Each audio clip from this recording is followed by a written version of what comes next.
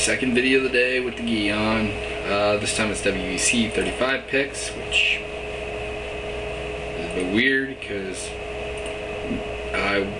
that comes before UFC 87, so I'm a little out of order. Anyways, starting from the bottom, working way up, we have Kenji Osawa making his, to my knowledge, WEC debut.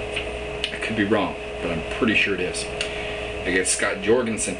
Kenji Osawa, very well-rounded fighter, more of a wrestling and ground specialist.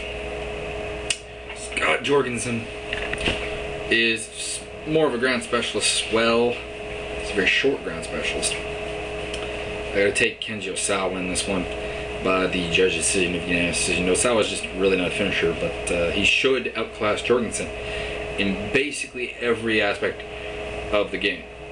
Now, two guys I'm not terribly familiar with, Mike Budnick and Greg McIntyre. I'm going to take Mike Budnick. He's a wrestler / ground and pounder. Greg McIntyre is a tad more well-rounded, but his wrestling's not good enough, I think, to stop the Budnick takedown and probably ground and pound him out. Then we have Todd Moore versus Shane Roller. Not familiar with Shane Roller, but Todd Moore has impressed me in the fights I've seen him in. Pretty good wrestler, pretty good ground and pound, pretty good submission defense, not terribly offensive.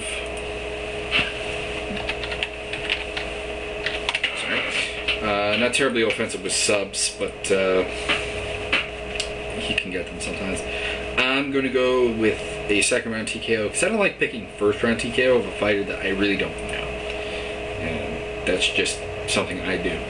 Next we have Cub Swanson versus Hiroyuki the Street Fight Bancho Takaya. Takaya is a really good fighter in the stand-up game. He has ground game. He has wrestling. Problem is Cub Swanson's wrestling is a lot better in my opinion, and also his grappling is better. To that extent, I think Cub Swanson takes the unanimous decision just because I don't see him finishing it. Swanson is a beast. Don't let the Jen Pulver fight fool you. Swanson is a really, really good fighter, and he is probably the best challenge to Uriah Faber in the WEC's 145-pound division at the moment. Now, there are better guys they're bringing in seemingly at all the time, and hopefully we'll see more. Blasovina versus Dave Terrell. This is not the really good Dave Terrell, the Mr. Glass Dave Terrell. This is Dave Terrell, what I like to call poor man's Dave Terrell. Blasovina, good submissions. Wrestling could use some work. His stand-up also could use some work, but both are acceptable. Dave Terrell's more of a wrestler with some stand-up. I think this fight does go to the ground eventually. I think Blas' superior grappling takes over. I think he gets the tap out in the second round. I think it'll be by a rear naked choke. That's my opinion. Next up, we have Carlo Prater versus Brock Larson. I'm really looking forward to this fight. These are two very good fighters and two of Carlos Condit's most recent victims. In Brock Larson, you have a beast of a wrestler who he's hard to submit. Condit kind of did it easily though, which may spell a bit of a myth there. Larson, incredibly powerful puncher, but the stand-up is it could use some work. Carlo Prater, good wrestler, good grappler, good striker.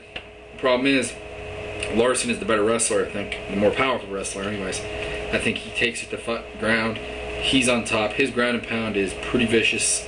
I think he stops Carlo Prater in the second round via a TKO, even though Carlo Prater is pretty good about not getting stopped. Then we have Josh Gripsby versus Micah Maverick Miller. Both these guys are very good on the ground. I think Mike Miller is the better striker. Micah Miller is incredibly rangy, of course, for his weight division. And this is really leading me to take Micah Miller, but I think it'll be by unanimous decision. I don't think he finishes Josh Gripsby. Then again, I didn't think his brother Cole Miller would finish George Gershell. We'll see. Moving on, we have Damasio Page versus Brian Bowles. This is a really good fight. These are two really about... This is a really, really good fight. Page is a powerhouse. Brian Bowles is a little energizer bunny. I think Bowles can get the takedown of Page. I think he can pound him out in the second round. I mean, Page doesn't present any problems that Marcus Galvao doesn't present off his back, and Brian Bowles steamrolled him. The difference is, of course, Page is a really, really strong bantamweight, and he has better stand-up to go well, but we'll see. Then we have Steve Cantwell from Brian Stann for the 205-pound title, the first of 3 title fights on the night. Brian Stann has already beaten Steve Cantwell. I don't really need to say much more. Brian Stann, TKO first round. Then we have Jamie the Worm Varner versus Marcus the Wrecking Ball Hicks. Marcus Hicks is an undefeated fighter. He's a very good fighter in pretty much all aspects of the game. The problem is I just don't think there's anyone on his resume that compares to Jamie Varner and the way that Jamie Varner can take people apart. Because Jamie Varner, he is a very good boxer and a very good wrestler. I think he wins this fight everywhere it goes. I don't think he finishes the Wrecking Ball, but I think he wins the unanimous decision in 5 rounds of what should actually be a very good fight. He's also got a considerable reach advantage. Carlos Condit versus Hiromitsu, the Last Samurai Miura. Condit TKO in the 3rd round is my pick. Condit, I think, is just slightly better at everything Miura likes to do. Miura is more of a grappler individual. He's not a particularly solid wrestler. He's not a particularly solid striker.